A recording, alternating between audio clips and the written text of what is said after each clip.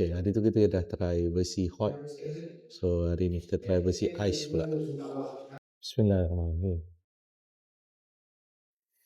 Bila sejuk ni dia rasa macam manis sikit berbanding masa panas hari tu.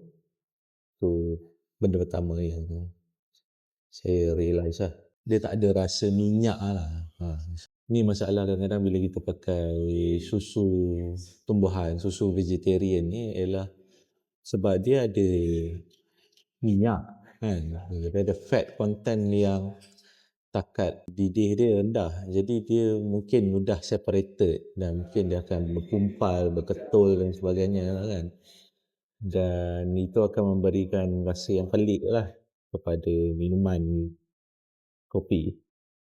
Kalau nak kirakan saya memang dah biasalah minum yang version susu biasa kan, dairy kan.